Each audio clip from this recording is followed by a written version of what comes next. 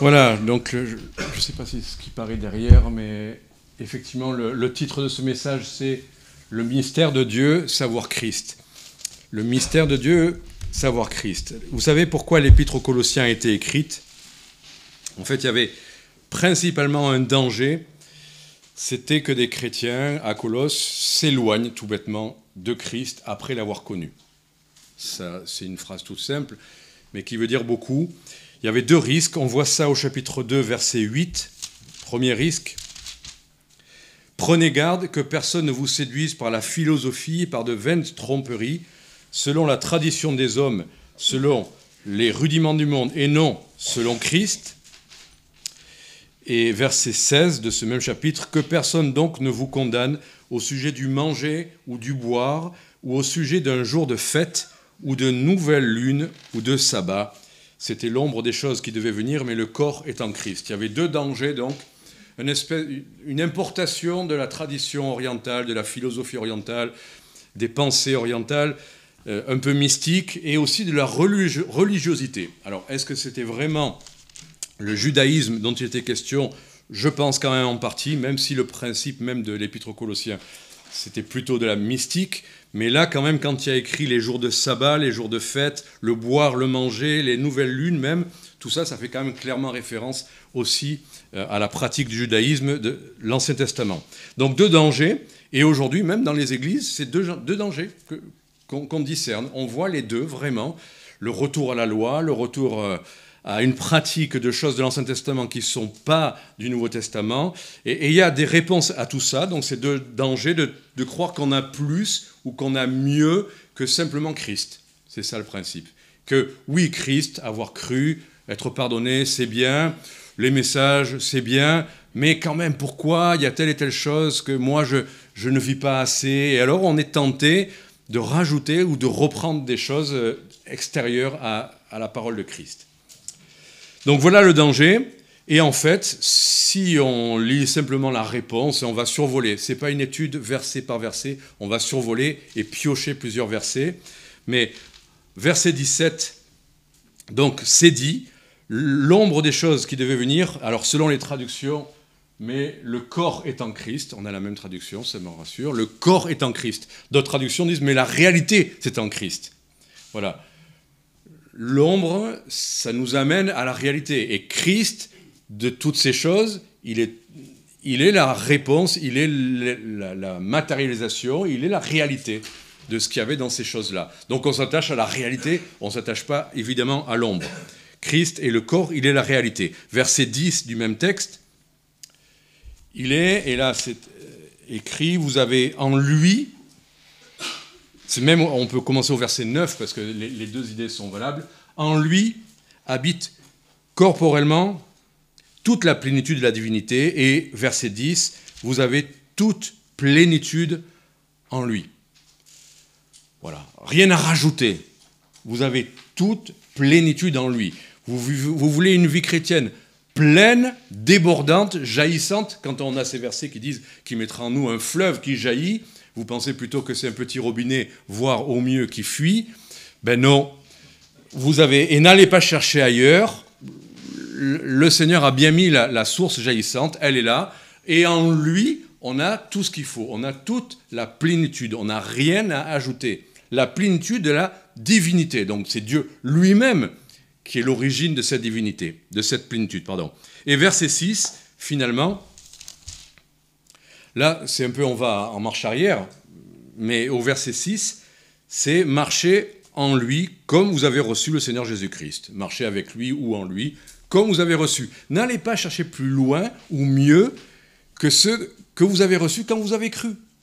C'est-à-dire Christ, c'est la grâce de Dieu, c'est la suffisance, c'est la réponse, c'est la solution. C'est lui, sa personne, dont vous avez besoin. Et c'est en marchant tout simplement avec lui, sans chercher des choses plus compliquées. N'allez pas vous acheter une encyclopédie de la nouvelle manière de faire pour vivre la vie sanctifiée. Vous avez la réponse en Christ et marchez avec lui. Marchez avec lui. Voilà, ne cherchez pas plus loin, ni plus compliqué, ni plus mystique que simplement ce qui est dit là. Donc, marcher avec lui, ça montre aussi qu'il y a quelque chose de pratique à faire. C'est pas rester assis et essayer de ressentir la plénitude. c'est marcher avec lui. La vie chrétienne, ça sera de marcher, pas de chercher dans la contemplation ou dans l'expectative ou enfermé dans une caverne, de chercher une expérience mystique. Non, la plénitude, on l'a tout simplement en marchant avec lui, dans la simplicité de, comme quand on a reçu, on ne peut rien, mais lui peut tout. Donc voilà, c'est ça le thème, tout est en lui, c'est ça le principe. Et juste pour poser quand même le fondement de tout ça, qu'est-ce que ça veut dire? Si on vient au verset 12 à 14, tout est dit, ayant été enseveli avec lui par le baptême, en lui aussi vous êtes ressuscités par la foi en la puissance de Dieu qui l'a ressuscité des morts. Et quand vous étiez morts dans vos péchés et dans votre incirconcision charnelle, il vous a vivifié. Avec lui, vous ayant pardonné toutes vos fautes, il a effacé ce qui était contre nous, l'obligation des ordonnances qui se levaient contre nous, là ça fait clairement référence à la loi, donc, et il l'a entièrement annulé en l'attachant à la croix. Donc le commencement de notre vie chrétienne, c'est d'avoir compris ça. Toutes nos fautes, tout a été, et je ne sais pas quelles expressions on peut rendre encore plus claires que ce que Dieu a mis dans sa parole quand il dit effacer, annuler. Et je ne sais pas ce que les versets, comment ils sont écrits derrière moi, mais il nous a pardonné toutes vos fautes, toutes nos fautes, toutes. Et là encore, quand on entend des chrétiens dire « oui, mais attends, ça, et puis si tu fais ça », toutes nos fautes, soyons très simples, c'est toutes nos fautes jusqu'au jour où on s'est converti, ou ça veut dire toutes nos fautes présentes, passées et à venir. Oui, mais celles-là, toutes nos fautes. Donc voilà, c'est ça le commencement, effacer, pardonner, annuler. Il a annulé même la loi de Dieu. Des chrétiens sont troublés aujourd'hui en revenant à l'Ancien Testament, justement. Ils vont chercher dans la loi qu'est-ce qu'ils auraient fait ou qu'est-ce qu'ils n'auraient pas fait ou qu'est-ce qu'ils feraient mal. Et ils se tournent vers le judaïsme. Eh bien, le Seigneur nous dit, mais non, mais il a annulé tout ça. Il n'a pas annulé la loi, il a accompli la loi. Une fois pour toutes. Bon, voilà, ceci étant posé, je me suis dit, bon, ok, allez, on va faire encore un message mystique et dire à tout le monde, ben voilà, vous avez tout en Christ. Restez assis et essayez de le saisir par la foi, essayez de le comprendre, essayez de le vivre. Et on s'est dit, bon, ok. Et je me suis dit ça. Ok, la solution, c'est Christ. Je suis certain qu'ici, David prêche régulièrement cette vie en Christ, cette plénitude en Christ. Hudson Taylor a prêché ça. Mais à la fois, est-ce que je dois m'arrêter dans ce message-là et vous laisser avec ça, voir que c'est la solution, et ça y est, tout va bien. L'Église a reçu tout ce qu'elle devait recevoir. J'ai connu à Montauban des chrétiens qui venaient, à chaque message qu'on portait, ils disaient « mais non, mais Christ c'est tout ». Alors on faisait des études bibliques et on montrait qu'il y a quand même des centaines de pages dans la Bible à essayer d'apprendre et comprendre. Non, c'est même pas là. Christ est tout. Est-ce qu'on a tout résumé en disant ça, en fait? À la fois oui, mais pas du tout. Je vous ai rien dit là en vous disant ça. Enfin, je vous ai dit énormément. Je vous ai donné la réponse. D'accord, mais comment? Quoi? Le mystère de Dieu. Le mystère de Dieu, savoir Christ. Le mystère, ça veut dire quelque chose qui est, mais qui est caché. Et révélé, c'est que d'un coup, on ne dit pas, là-dessous, il y a tout ce dont vous avez besoin. C'est qu'on doit révéler. Et je me suis dit, Didier, si tu prêches ça, si tu n'es pas capable de dire quoi que ce soit de plus qui va être nouveau, ou enfin pas nouveau dans le sens nouveauté jamais entendu, mais si j'ai rien à rajouter à ça, c'est que je vous ai donné une introduction, mais je n'ai rien dit. Et l'apôtre Paul, lui, il disait regardez, si vous regardez au chapitre 4, verset 3, il dit « Priez en même temps pour nous, afin que Dieu nous ouvre la parole, la porte de la parole, pour annoncer le mystère de Christ, annoncer le mystère de Christ. » Donc, qu'est-ce qu'on a à annoncer? Alors, très concrètement, j'ai pris ce texte, chapitre 3. Je me suis dit, Didier, qu'est-ce qu'il y a dans ce texte qui va nous éclairer, qui va nous révéler un peu Christ? Qu'est-ce que Dieu a à nous dire? Parce que finalement, Dieu n'a rien de mieux à nous dire que ce qu'il a dit. D'accord? Il a dit. Donc ce chapitre 3, quand il dit le problème c'est ça, le danger c'est ça, la solution c'est ça, après il va nous donner la solution. Et en fait, vous l'avez peut-être remarqué, mais vous prenez tout simplement le mot Christ, le mot, et vous le soulignez dans votre Bible, dans les épîtres en particulier, et vous dites, mais comment j'ai fait pour oublier ça, ou comment j'ai fait pour rater ça? C'est, en point de vue littéraire, ou point de vue poétique, vous devez éviter normalement de répéter le même mot deux fois dans la même phrase. D'accord, vous le savez. Enfin, on essaye. On essaie d'enrichir une phrase en prenant un synonyme, enfin, ou une autre tournure de phrase. Ça se fait pas trop de dire deux fois le même mot dans la même phrase. Mais Paul se soucie absolument pas de cette question-là. Il n'arrête pas de dire Christ. Et dans la même phrase, vous pouvez avoir 3 fois le mot Christ, dans une seule phrase. 3 fois. Alors qu'est-ce que j'ai fait? Je me suis dit, Didier, tu vas prendre ce chapitre 3, tu vas souligner chaque fois qu'il y a Christ, et tu vas dire ce que la Bible dit avec ce verset. Et tu auras certainement des choses à dire. Et j'ai vu des choses, et au fur et à mesure que j'avançais, les choses se sont clairement organisées. Alors je vais vous donner le résultat, tout bêtement, verset par verset. On va pas tout lire, mais au moins de ce chapitre 3, chaque fois qu'il y aura Christ, on va voir le verset. Donc la première chose que Paul nous dit, c'est que Christ, il est notre vie. Il ne dit pas sera, il dit il est notre vie. Et il ne dit pas il est la vie des missionnaires ou il est la vie des pasteurs, il est notre vie. Regardez verset 1, chapitre 3, versets 1 à 4. Si vous donc vous êtes ressuscité avec Christ, cherchez les choses d'en haut où Christ est assis à la droite de Dieu. 2 fois. Affectionnez-vous aux choses d'en haut et non à celles sur la terre, car vous êtes morts et votre vie est cachée avec Christ en Dieu.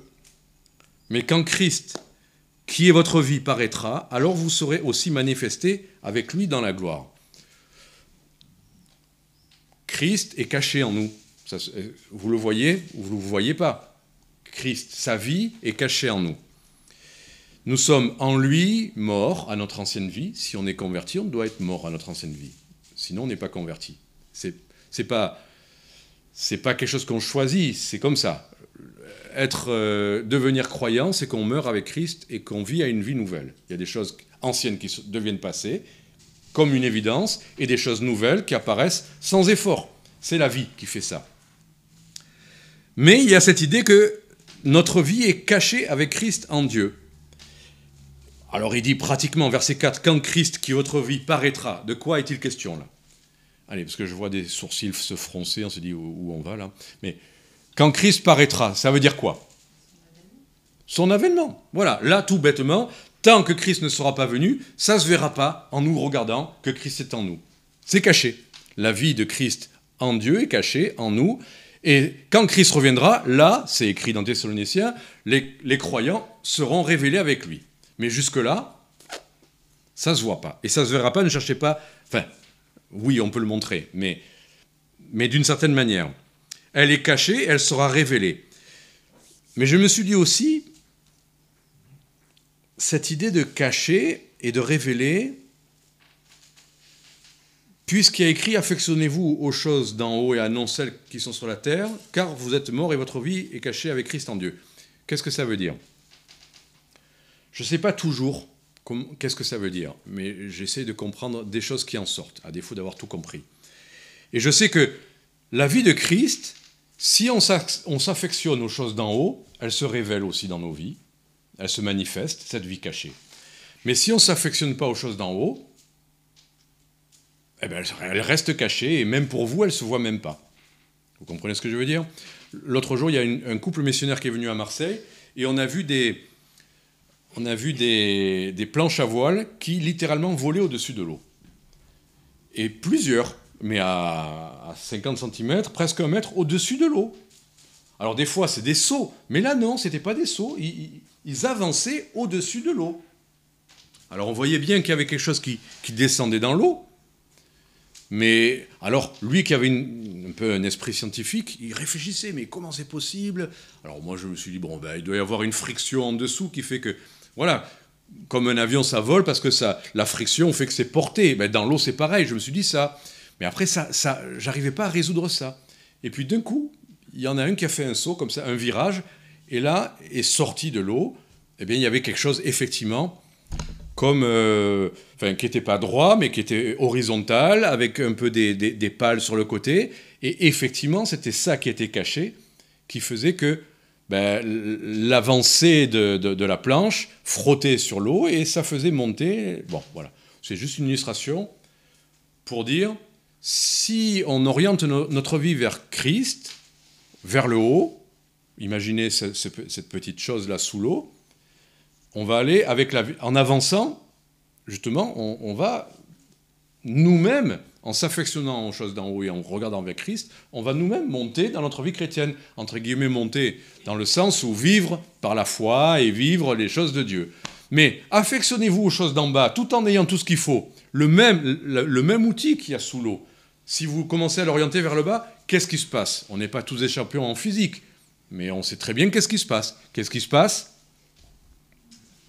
Ça plonge.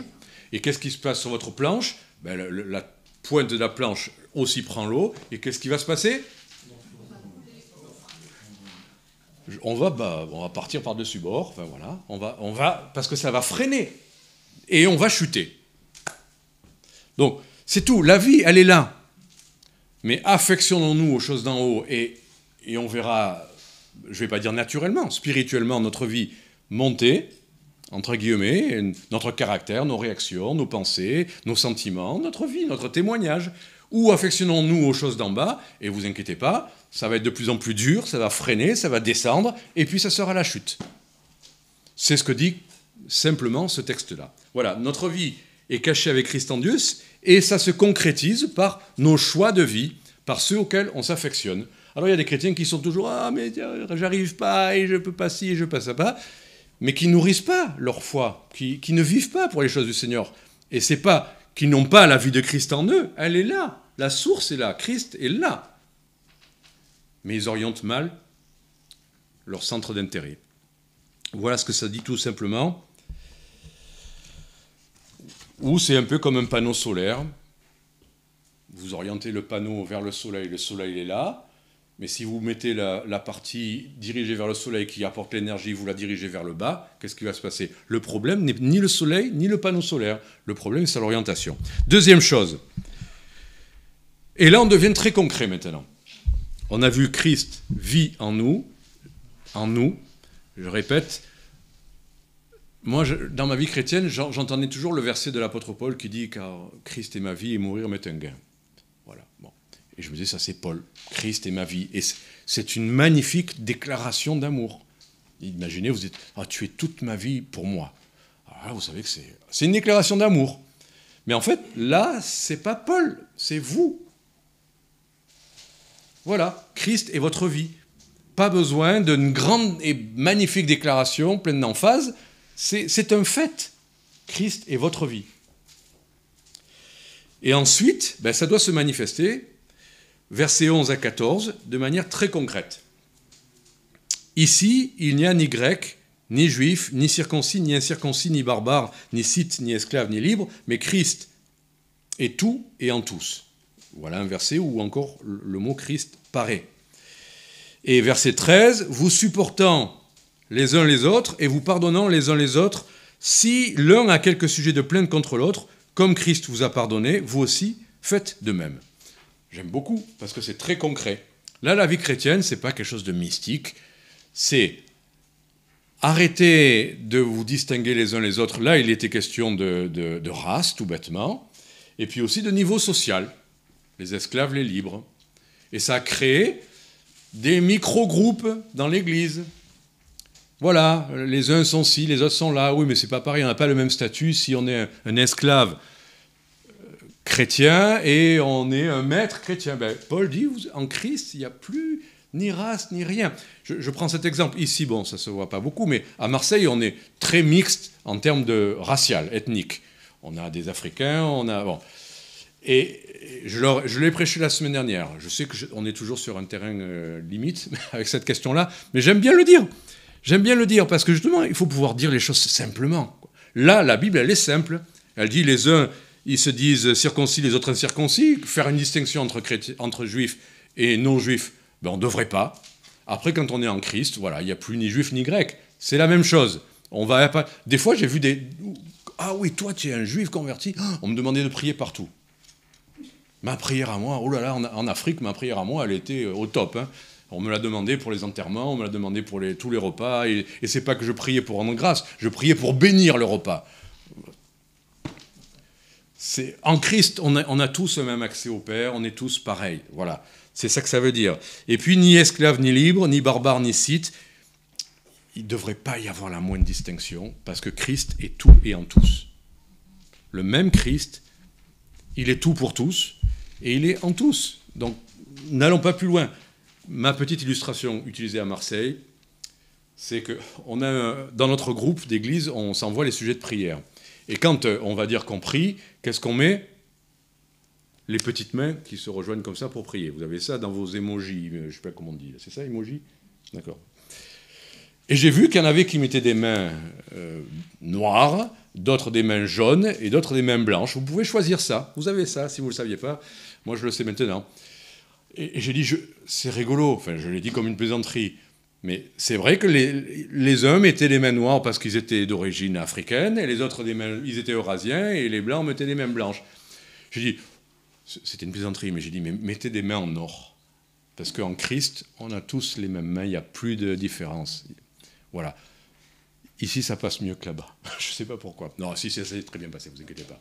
Il n'y a pas de souci. Mais pour dire, voilà, en Christ, osons dire ce qui est écrit. En Christ, on ne devrait plus avoir de distinction. On ne devrait plus avoir de groupe. On ne devrait plus avoir de jeunes, de vieux. On est tout. Christ est tout et en tous. Voilà. Et deuxième chose, très concrète, c'est de se supporter les uns les autres. Et se pardonner les uns les autres. Ben non, attends, quand on vit en Christ, c'est tout amour. C'est tout joie. C'est tout le monde est merveilleux, non? Est-ce que ça vous arrive jamais, en venant à l'église, de trouver que quelqu'un parle trop?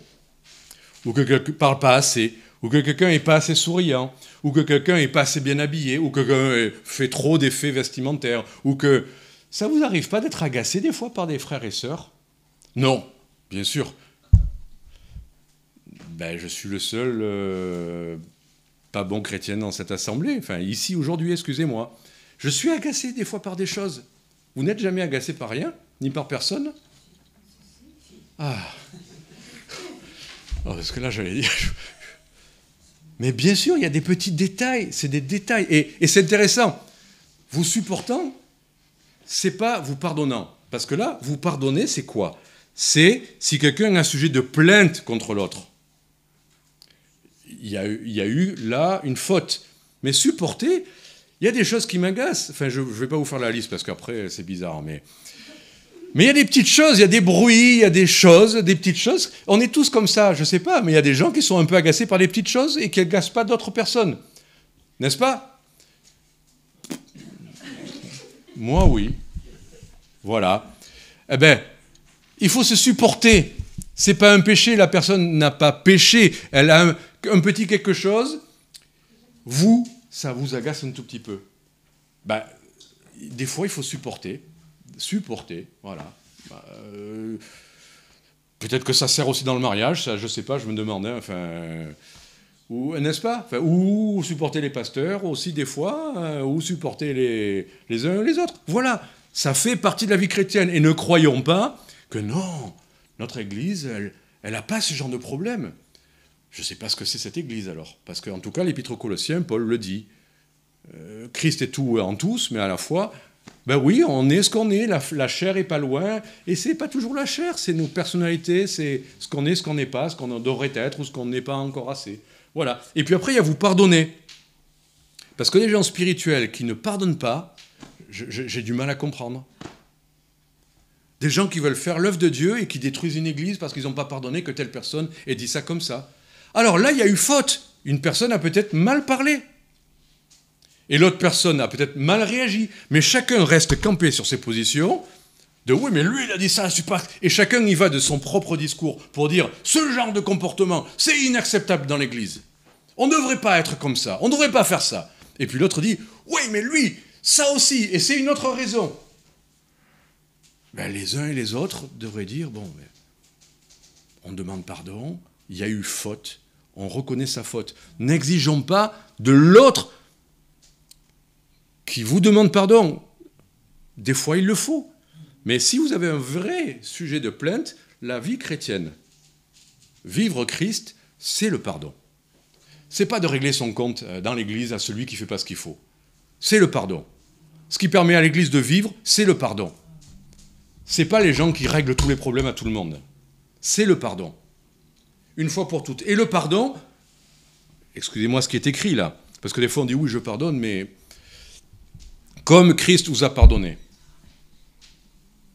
C'est-à-dire, ça vous coûte peut-être, parce qu'on vous a fait du mal, peut-être qu'il y a eu une faute, mais comme Christ vous a pardonné, est-ce que ça a coûté à Christ de pardonner? Bien sûr, il s'est revêtu, lui, de nos péchés.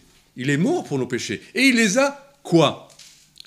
Mis dans un paquet pour les ressortir au jour de l'Assemblée générale? Effacé. Il ne se donne même pas la possibilité de le ressortir, parce que des fois, on fait des dossiers. Hein. Effacé. Annulé.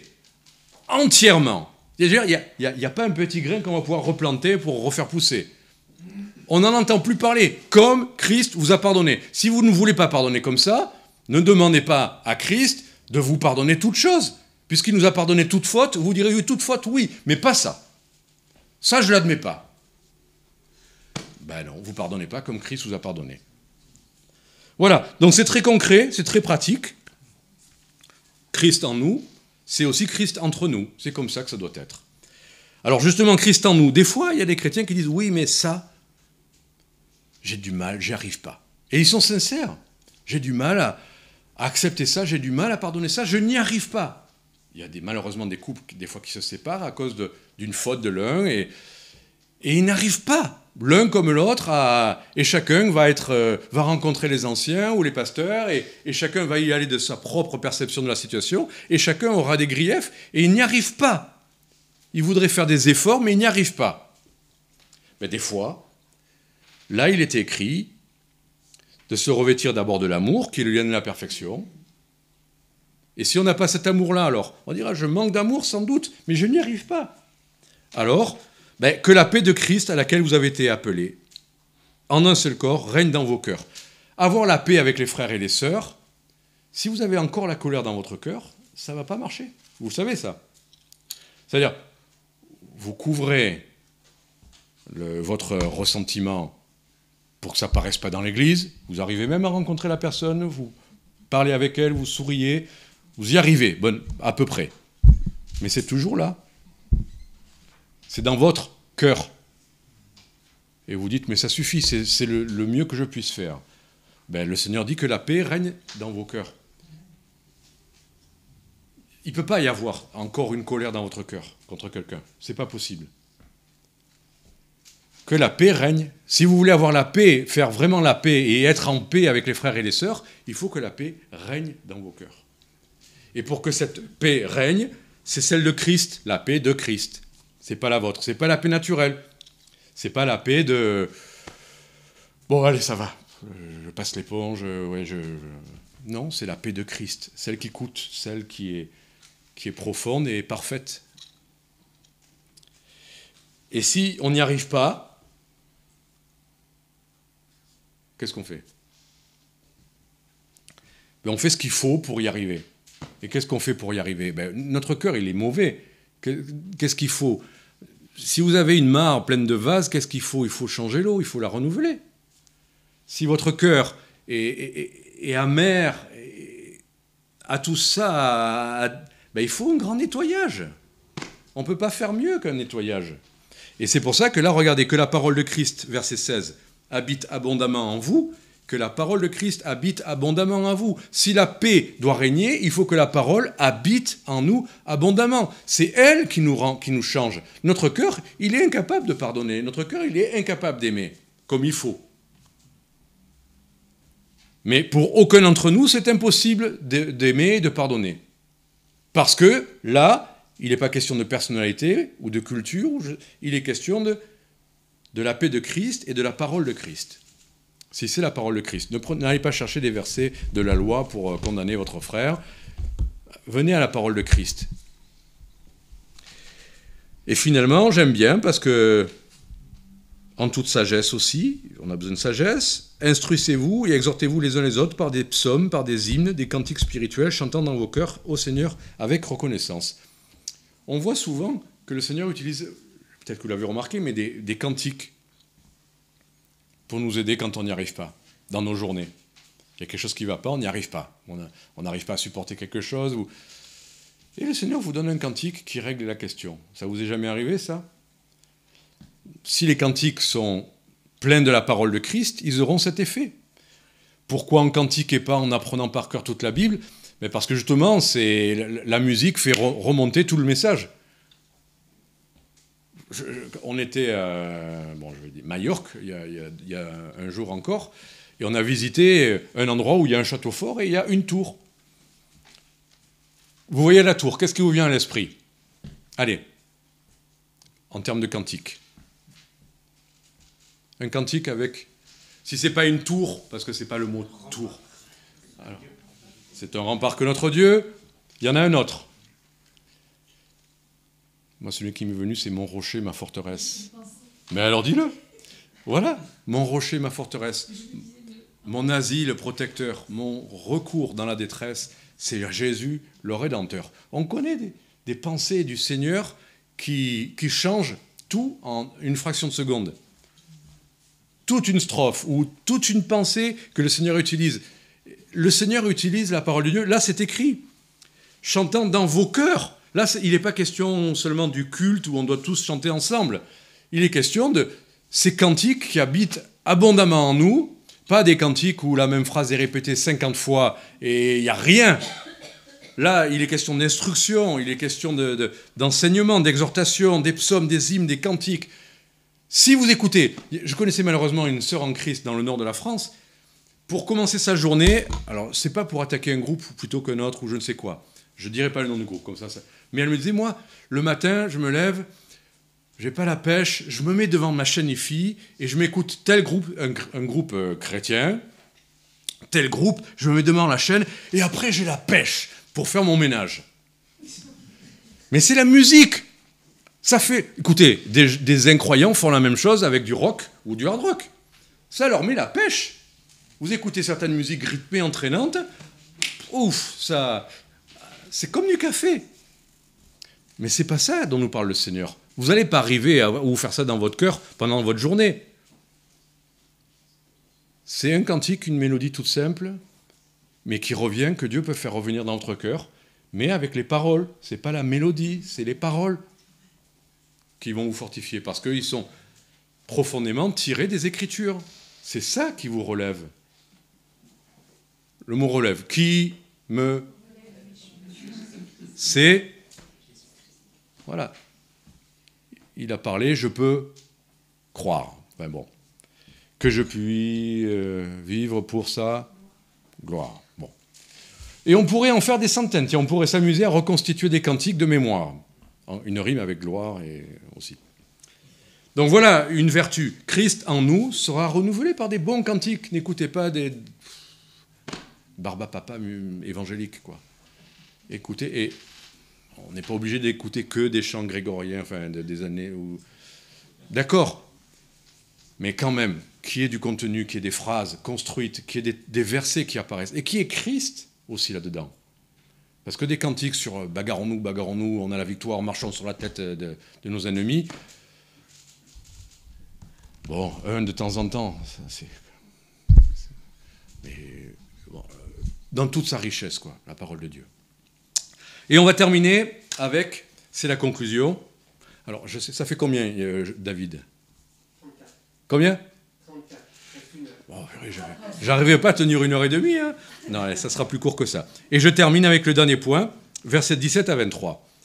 Et quoi que vous fassiez, parce que là on a vu Christ et il est notre vie. Christ entre nous, on a vu Christ en nous, et là qu'est-ce qu'on va voir ? On va voir si vous voyez la même chose que moi. Verset 17, quoi que vous fassiez, en parole ou en œuvre, faites tout au nom du Seigneur Jésus. Alors il n'y a pas le mot Christ, mais Seigneur Jésus. Bon, c'est la même chose, enfin, il me semble, même avec des nuances. Mais c'est le Seigneur Jésus, celui qui règne, rendant grâce par lui à Dieu le Père. Quoi que vous fassiez, vos journées, votre travail, le lever, le coucher, vos déplacements, les courses, le ménage, quoi que vous fassiez, faites tout en parole ou en œuvre, donc les deux, parole ou œuvre. Il faut qu'il y ait des paroles, il faut qu'il y ait des œuvres aussi. Faites tout au nom du Seigneur Jésus. Qu'est-ce que ça veut dire faire au nom de ?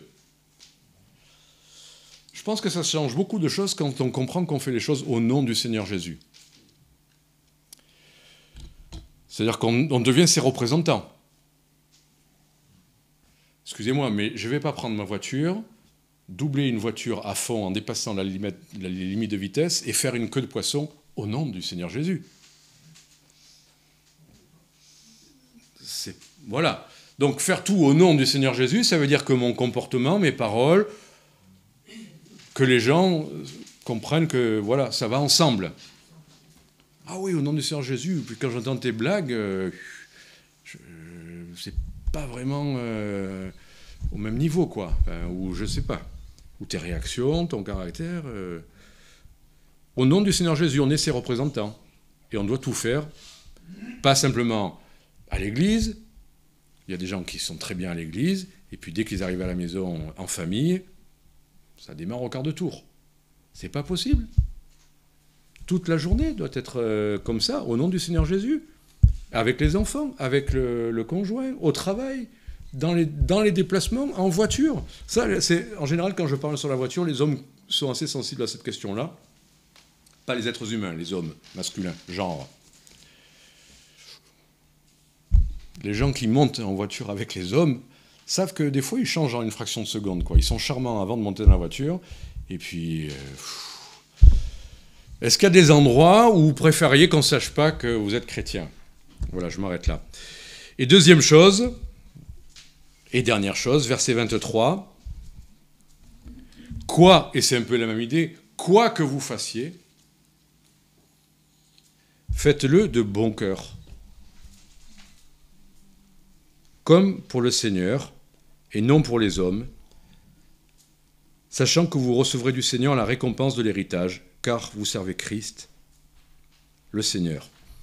Pour moi, c'était facile de prêcher avec enthousiasme aux Philippines, avec des centaines de pasteurs en train de chanter la tue-tête des choses. Mais il y a eu des fois où à une réunion, pas aux Philippines, mais où on se retrouve, on dit « Oh, il y a 3-4 personnes qui sont venues, je vais prêcher. » Et je prie le Seigneur que j'ai exactement le même désir de prêcher exactement la même chose. Parce qu'on sert le Seigneur. Et si le Seigneur voit une personne qui a besoin d'une nourriture riche et profonde, quand, mesdames, enfin, je suis très genré ce soir, excusez-moi, mais quand on reçoit des invités, est-ce que vous allez leur sortir 2-3 restes que vous aviez de la veille, mettre ça sur la table et help yourself, bon appétit? Ou est-ce que vous allez y réfléchir, faire 2-3 courses, vouloir montrer votre affection, montrer l'hospitalité, vous les aimez, vous mettez tout ce qu'il faut sur la table et puis vous y avez mis du soin.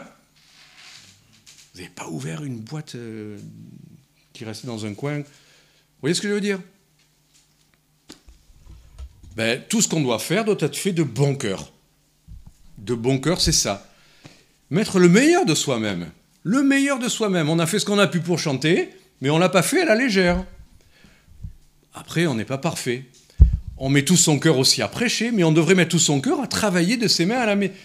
Là où vous êtes peut-être employé. Le même soin. Moi, je suis loin d'être parfait, tout le monde le sait. Mais j'essaye de mettre toujours le même soin à préparer un repas, ou à préparer un message, ou à préparer une chanson. Vous allez dire, oh non, un cantique, c'est pas pareil, c'est pas comme... J'y mets le même soin. J'ai envie, de la même manière, d'apporter quelque chose aux autres. On devrait tout faire. Pourquoi ? D'abord parce qu'on aime les frères et les sœurs, parce que les gens qui nous entourent ne le méritent pas toujours, mais peu importe, on veut les bénir. Parce que c'est de la part du Seigneur quand même. Et parce que, au final, peut-être que des gens n'apprécieront pas. Ils trouveront que c'est pas assez cuit, ou que, tu vois, moi j'aime pas trop. Des fois mes enfants, ils veulent me taquiner exprès. Et ils disent que, ouais, bon, ça, j'aime pas trop. C'est exprès pour m'énerver un peu. Mais après, mais non, papa, t'inquiète pas, c'est bon, ou je sais pas. Bon. Mais je fais pas ça pour avoir des félicitations. Mais j'ai envie qu'il soit content de ce repas-là, content du moment qu'on passe ensemble, voilà. Sachant que vous recevrez du Seigneur la récompense de l'héritage. Il y aura une récompense. Si on fait vraiment les choses pour le Seigneur, que ce soit au travail, que ce soit dans des choses simples, si on le fait vraiment de bon cœur, comme pour le Seigneur, tous, on va dire, ah ben oui, mais lui, bien sûr, il aura un héritage, parce qu'il est prédicateur, parce que c'est pareil. Quand on a eu ce couple missionnaire qui est venu, on a cherché, moi j'ai donné toute la journée pour les amener aux meilleurs endroits de Marseille, voilà, le meilleur. Tout ce qu'on devrait faire doit être fait de cette manière-là.